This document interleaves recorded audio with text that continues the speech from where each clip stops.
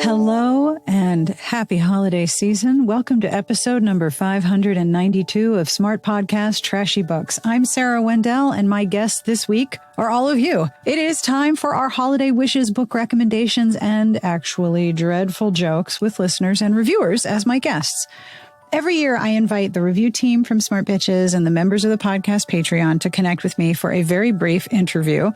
And these episodes are so popular. They're like weekly hugs for your ears and your brain and another hug for your TBR because it's definitely going to get a little bigger. In our first of our Holiday Wishes series, I am joined by Agnès, Sue, Joe, and Varian. Happy holidays from all of us to all of you. I want to say hello and thank you, especially to the Patreon community. Clearly, one of the perks is getting to talk to me on Zoom and tell me all about your favorite books, but there are many other perks. And I have a compliment this week to Lauren H. You know the feeling of seeing candlelight in warm, dark places, like the glow of the flame is contagious? That's how you make your friends feel every day. If you've supported the show with a monthly pledge of any amount, thank you. You are helping me keep going every week. You're making sure every episode has a transcript that is hand-compiled by Garlic Knitter. Howdy, Garlic Knitter. If you'd like to join the Patreon community, have a look at patreon.com/smartbitches. Monthly pledges start at $1. And hello to Kimberly S., who is the newest member of our Patreon. Support for this episode comes from Lumi Deodorant. If you are thinking of gifting, you might not be thinking deodorant. But did you know that Lumi is at the top of the most wished-for list on Amazon for personal care? It's true. Lumi is a game-changing whole-body deodorant designed by an OBGYN that is clinically proven to block odor all day long, thanks to its one-of-a-kind pH-optimized formula. And they've got over 275,000 five-star reviews to show for it. We have a special offer. New customers get $5 off Lumi's starter pack with our exclusive code.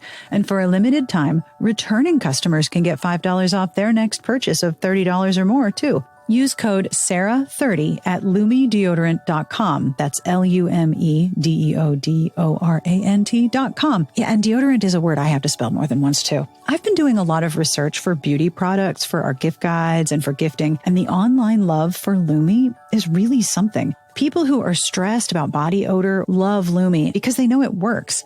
The reviews online are really touching and honest about how much Lumi has helped people. On a more personal level, I like it, and my teenagers like it too, also because it works. The teenagers like it because it lasts a really long time. And Lumi's starter pack is perfect for new customers. It comes with a solid stick deodorant, cream tube deodorant, and 2 free products of your choice, like a mini body wash or deodorant wipes, and free shipping. As a special offer for listeners, new customers get $5 off Lumi starter pack with our exclusive code and link. And for a limited time, returning customers can get $5 off their next purchase of $30 or more, too. Use code SARAH30 at lumideodorant.com. That's LUMEDEODORANT.com. And thank you to Lumi for underwriting this episode and for making this holiday season smell a whole lot better.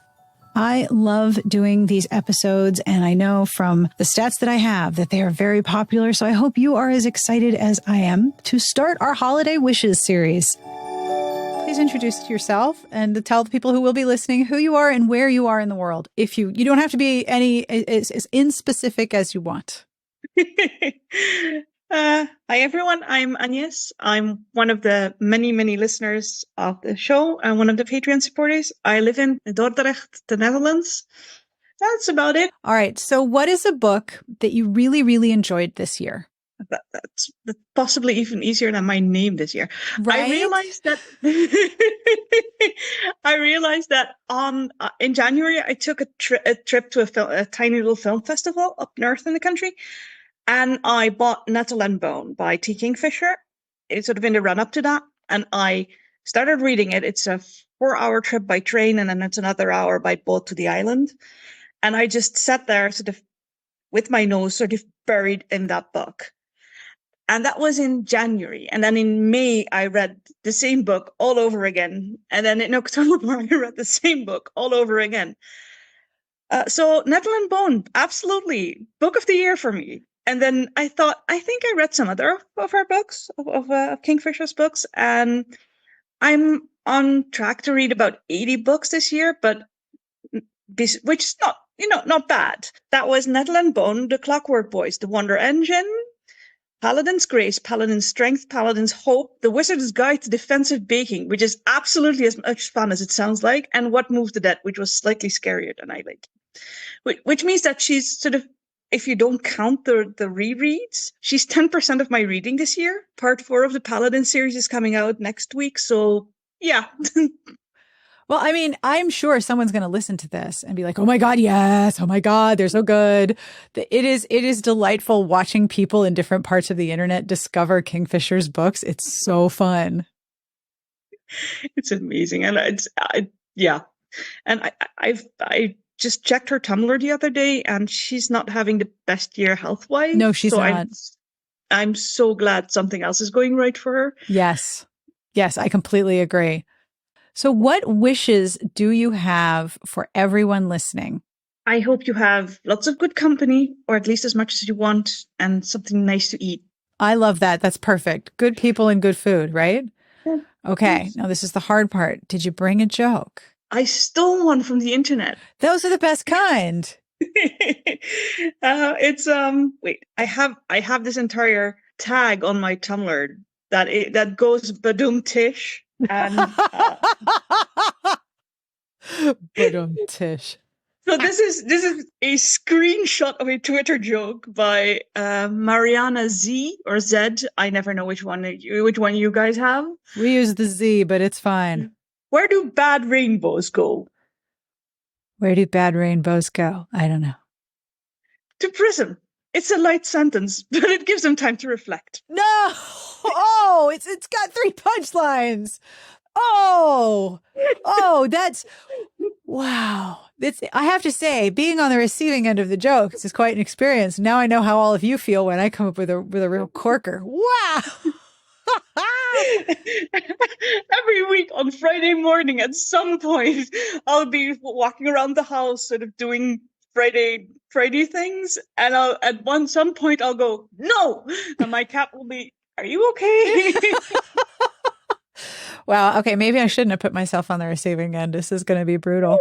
Thank you so much, Agnès. This has been so delightful, and it's so nice to meet you in person. Thank you so much for being part of the podcast community, and thank you for listening to the show. It means a lot. It's a absolutely favorite part of the Friday every week. Hi, my name is Sue. I'm in the Los Angeles area, and I've been a Smart Bitches Trashy Books reader for a long, long time. Yes. And I think this is the second or third time we've spoken for the holiday episodes.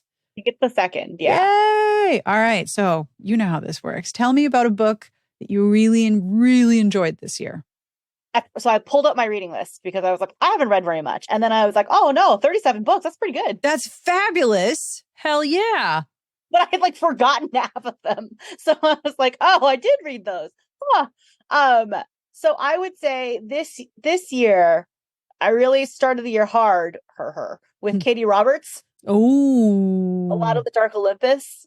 So the problem is that like when you join a series 5 books in, I think it's like great for the first month because you're like, la, la, la, la, la, this is amazing. And then you catch up to her publication schedule, which is a normal human. Actually, she's a pretty superhuman writer. So like they're coming out, but I was like, it's not coming out at the rate with which I would like to consume. Yep. So I went through, I think, the first 4 or 5 Dark Olympus ones. And then I just was like, now I wait. Like a normal person. And it was awful. But I loved all of them. I think my favorite of the ones that are out was probably Radiant Sin is the one with like a house party. And it's like, I think it's that one. That's the one where like they're at a house party and it's Apollo and it's like, it's really nice. And then I don't know, all of them were really good. So highly recommend the Dark Olympus series. She writes fast too. She does. And then, the thing I really want, when I was looking at it, I was like, I really want to impress upon this. Like, I just finished a webtoon, my first webtoon ever. Oh, once again, the algorithm knows me. Like I'm just going to let big data control my life. That's fine. Scrolling. And then like book talk, problems with book talk. But some woman comes on the screen and she's like doing the whole thing where you're pointing at the screen behind you. And she's like, I need you all to get on this webtoon. What is a webtoon? So she explained, I felt like an old, right? It was like, what is a webtoon? And she's like, this webtoon is called Marry My Husband. And the premise is this woman dies terribly and goes back 10 years. This is not a spoiler. It's like the premise, right? So she dies terribly. and goes back and has all these regrets and goes back 10 years in her life. And she wakes up and realizes she's been granted a second chance. And it's crazy, so good, so dramatic. I loved it. And thank God it was done by the time I started reading it, because then I didn't run into the whole like having to wait and like getting frustrated. So I just finished it. And then I found out that Netflix is making it into a K-drama or not Netflix. It is being made into a K-drama that will be on Netflix soon thereafter. And it starts in January. Oh, that's awesome. I'm so excited. Like, it was so dramatic. It was a lot like a romance novel, but like sometimes when I have like a kind of a reading slump, like audiobooks help. I think this webtoon really helped because it was like, well, it's doing some of the cognitive lifting, right? Yeah. Right? Like the same way that an audiobook is telling you the story, the webtoon is providing the visuals. So it's doing a lot of the work, the cognitive work of a narrative that otherwise you would do with just plain text in a book and do all of that yourself. Yeah. It was like, let me tell you a story. And I was like, great, tell me a story. Sure. Pretty colors. I'm here. Let's do it. Yeah, it was incredible. So I wasn't a kid who grew up reading like manga or anything like that. Right. Or like anime. So like a lot of this was like very unknown to me. I literally texted my friend, how do I read a webtoon? I was like, I'm sorry, I'm so old, but I'm sorry, I'm so out of touch, but like, how do I? And she's like, this is the URL. I found it for you. And I was like, thank you. Oh, awesome. And she was like, it looks like it's mostly translated or completely translated, so you should be good to go. And I was like, okay. And then like a week and a half later, I resurfaced and I was like, everyone must read this.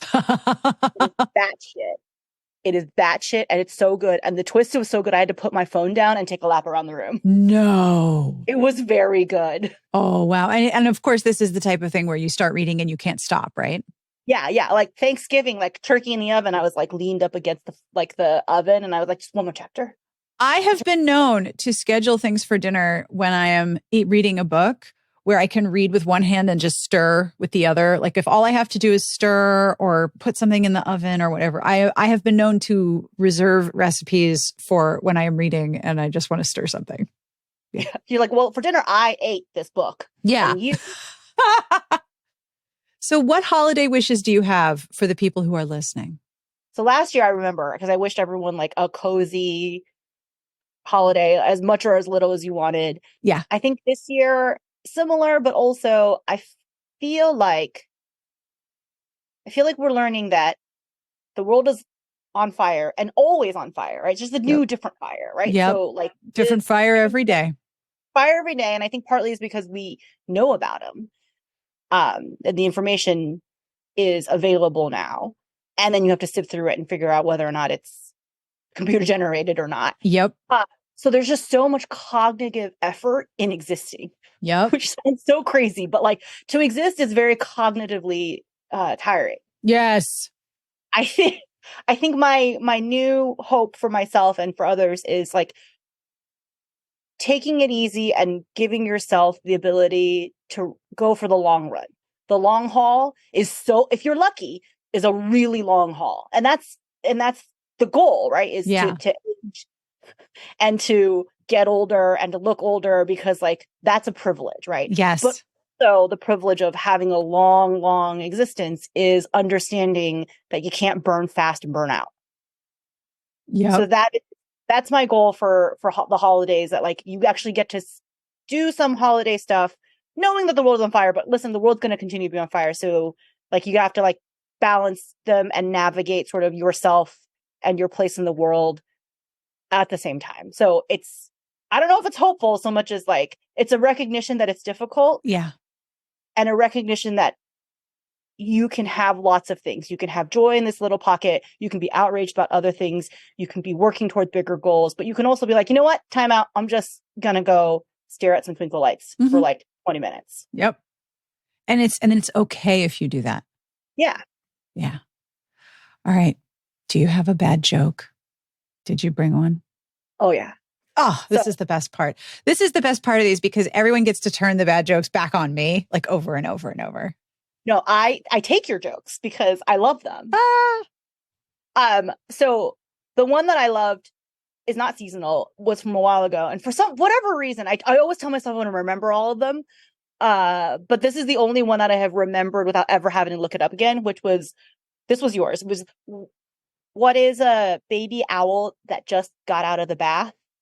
A moist owlette. Yes. I don't know why that's so funny. It is so funny. So funny. And then the one that I like is seasonal that I really like, that I stole from my friend who apparently stole from like a Snapple cap or something, was, what do you call Santa Claus's little helpers? What? Subordinate clauses. That is fabulous. There have been a couple where you said it, I would say out loud during the podcast. Oh my God, Sarah. That is the best. That is so great. Thank you. Like you had just told me the actual joke and I'm like, oh my God. See, knowing that people talk back is the greatest. Like I'm a big fan of everybody talking back. Thank you so much for doing this. Thanks for running this every year. It's really fun to hear everyone's thoughts and like their wishes and what they read this year. Although that gets kind of deadly because then I go, oh yeah, me too. Because I forget. Mm-hmm. I go, oh yeah, me too. And then boop, boop, boop, boop, boop. And then suddenly. Yep. It's true. I look back at my reading for this year and I'm like, oh, that was this year? Like Prince Harry's book was this year? It was the same year as this one? Amazing to me. Like, I can't believe that. So my name's Jo. I'm Canadian, but I live in England, sort of northern England. I'm in the Peak District. Oh. So the view out my window is absolutely gorgeous because there are really nice hills and I'm not fit enough to walk up them, but many people do. So that's where I live. It's been really nice and sunny and cold, which is much nicer than November was, which was sort of just above freezing and kind of drizzly and dark. Yeah. So what is a book that you really enjoyed this year? So I actually went into my Goodreads because I read on a Kindle, so it kind of is really easy to keep up there. And I read like 108 books so far this year. Wow. Well done. I'm like, I don't know how that happened. Exactly. But I was like, is this the year that Killers of a Certain Age came out? And it was. I read that at the beginning of the year, and I did really enjoy that.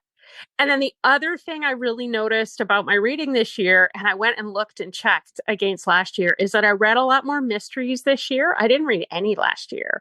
And you had recommended the Veronica Speedwell series, and I'd read that and really enjoyed that as well. So I guess maybe it was Deanna Rayburn's year for me a little bit.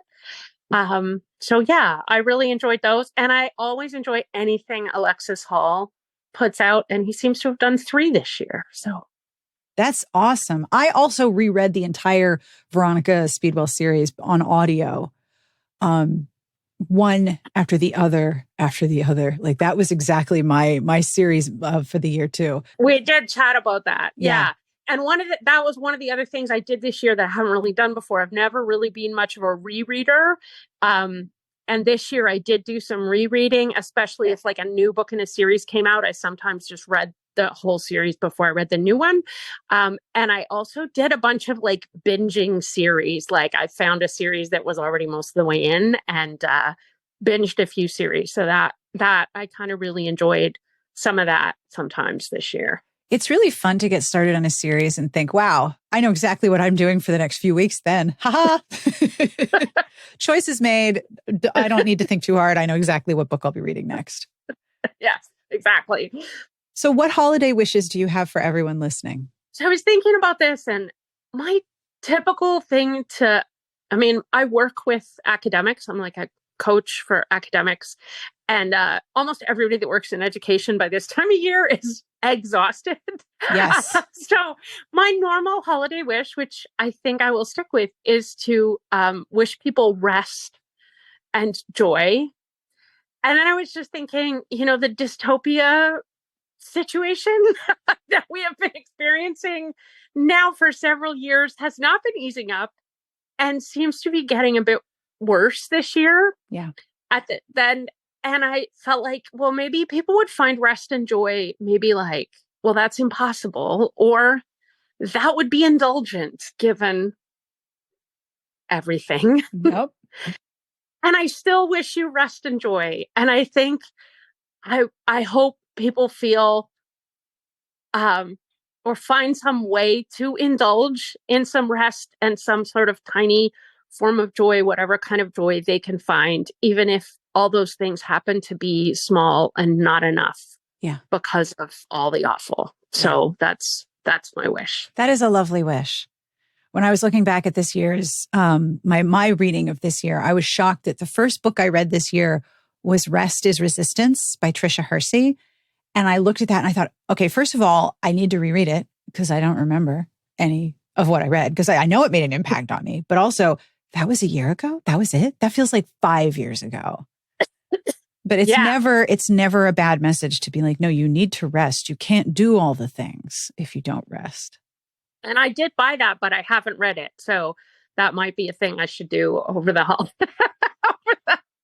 over the holiday is maybe read that. Fabulous. Thank you so much for doing this. Thank you for asking us to do this. It's really fun. And thank you for everything you do. A lot of my reading is, inspired by the podcast and the website. So thank you very much. That is such a lovely compliment. Most of the time I'm, sitting here alone in my office. So it's really nice to talk to everybody who I'm talking to all the time. So thank you, and have a wonderful holiday. And you too. Hi, my name is Varian Ross. I'm an author, but that's not what this talk's about. So that's okay. It could be many things. I've had a couple short stories and some poetry published. And one of my wins of 2023 was I finished draft 0 and have moved to draft 1 of a novella. Yay! That's a good feeling. Well done. I finished draft 0 and I was like, what? What? I finished the thing. How did I do that? So speaking of writing, what book did you really enjoy this year? I have several. Is that okay? That is always okay. Good. One really surprised me. It was Prince Harry's autobiography. Yep, me too. I listened to it. Oh, so did I. He did an amazing job narrating, didn't he? Such a good job narrating. Even the parts that dragged, I was like, this is so impressive, especially narrating his own story when it's so sad. The parts after his mom died, I was like, oh, you poor kid. This is horrible. Yeah. But did you enjoy the book overall? Yes. Overall, I really, really enjoyed it. And it took me by surprise how much I enjoyed it. I would have said that he was a shoo-in for a Grammy for Best Narration and Audiobook, except that Barbara Streisand's autobiography also came out this year. And the audiobook, I kid you not, is 48 hours long. What the fuck? It is like a 900-page autobiography. The audiobook is 48 hours. And the people who I have listened, who I've heard talking about listening to it say that Barbara just telling you all her business is incredibly good. So I have that on hold at the library. 48 hours. Hours. Yeah, and people say it's incredible. So I'm really curious. Like, I don't watch the Grammys. Like, I don't stay up late. I'm certainly not staying up late for an award show that's like really, really long. I might pay attention to who wins the audiobook Grammy this year because it's going to be quite a race. So what surprised you about Prince Harry's Spare? I think what surprised me was how emotional it was. Yeah. And I was texting my friends about it. Like, even the part where he was in the army, that did take me by surprise. Yeah. Because, being from America, I don't know much about the royal family. Yeah. So I didn't know about his military service. Yeah. And I was texting my friends about it. And I said, what stuck with me was where he says, I know my life is fucked up because this is the first time I have ever felt normal. Yes. Was boot camp in the army. Yeah. Because that just that just really, really struck me. Yeah. So you mentioned you had more than one book. What other books really rocked your world?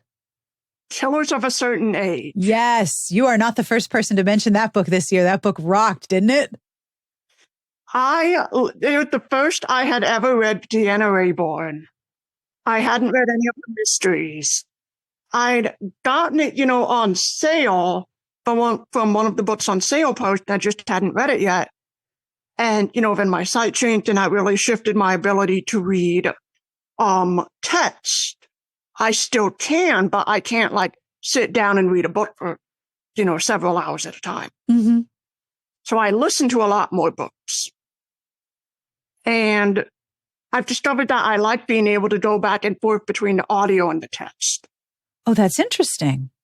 Yeah, because that way, if I'm tired of a narrator's voice, because that does happen. Yes. I can just move over to the text version. Yep, absolutely true. And I love Killers of a Certain Age. I flew through it in 3 days. And that is the fastest I've read anything novel length this year. Wow. So what other book rocked your world, or was it two? One that rocked my world, not because it was, super great, but because it was Mystery Science Theater 3000 of texting my friends about it and laughing at it, was Anne Rice's Sleeping Beauty series. Really? Not because, they're super well written or anything, but of the experience of texting my friends Anne, what? Anne, no! Anne, you need a flared bass for that kind of thing. Please do not do that, Anne. Please stop. Yes, Anne, don't. Anne, why? What? Anne, that's an interesting word choice there. So that experience of texting all my friends about it, 10 out of 10, highly recommend. That sounds like it would be good for a live performance reading in a group with a lot of alcohol. Yes, that's basically what we did. Brilliant. It's assumed the whole thing was, generic off-world fantasy land.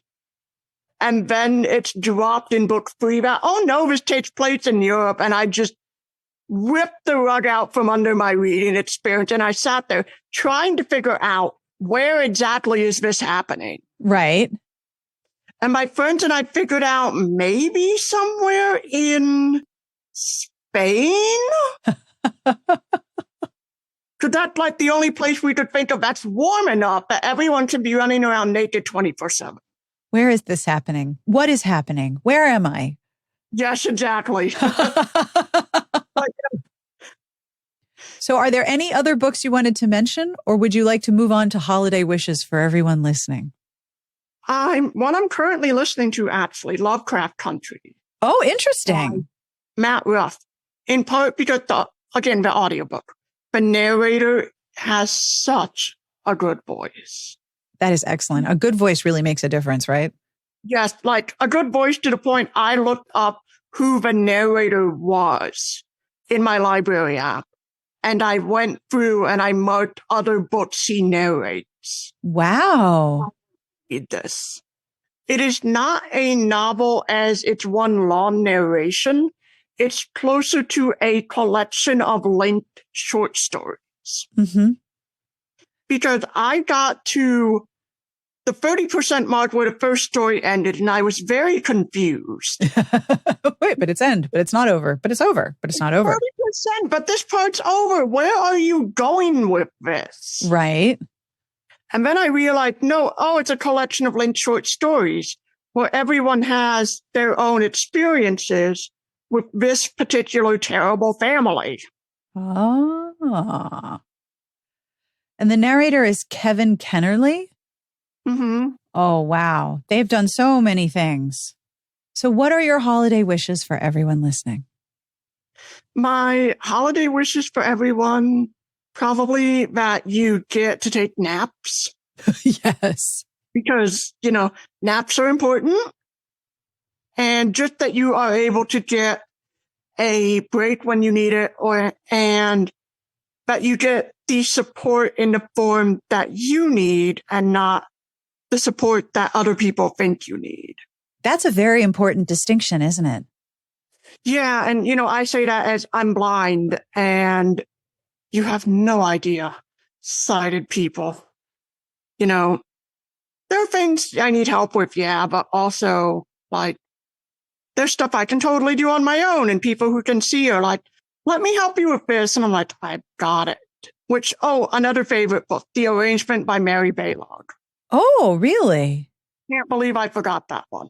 Why did you like that one? In part, I really, really, really related to Vincent. Right. Because of my own, he completely lost his sight. I still have some. Mm-hmm. But I really, really related to him as the part where a lot in the book, he talks a lot about how, I'm blind, but my life is still worth living. Yeah. And that really stayed with me. Yeah. And it is just a beautifully written historical romance all around. And there is no act-free breakup. I love when there is not.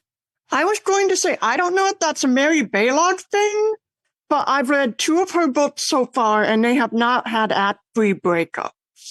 Because I really, really hate the act-free breakups. I get it.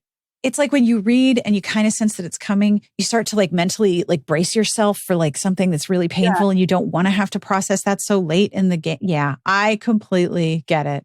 Yeah, The Arrangement, I kept bracing myself for every other historical I've read in the decade I've been reading romance, there's been an act-free breakup. And I kept bracing myself, and I'm like, it's at 90%. How is she going to do this? And it didn't happen. And I was like, phew.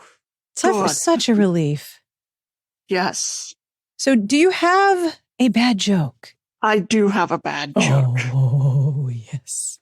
Tell me your terrible, terrible joke. Well, to the relief of my eye doctors, I do not have a sight-related joke. Once upon a time, there was a monk. Because he walked everywhere, his feet had lots of calluses on them.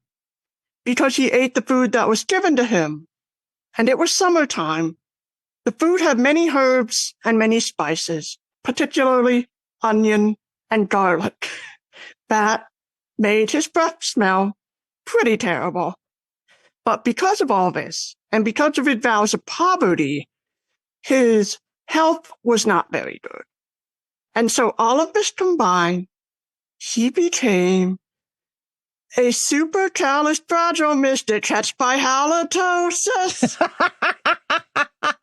Supercalist is, you know, whoever thought of that is just like, oh, yes, I've got this. That. Thank you so much. And thank you for doing this interview. It is really, really fun to talk to everybody, and I really appreciate it. You're welcome. I had a lot of fun. Yay! And that brings us to the end of this week's episode. Thank you to Agnès, Sue, Joe, and Varian for connecting with me.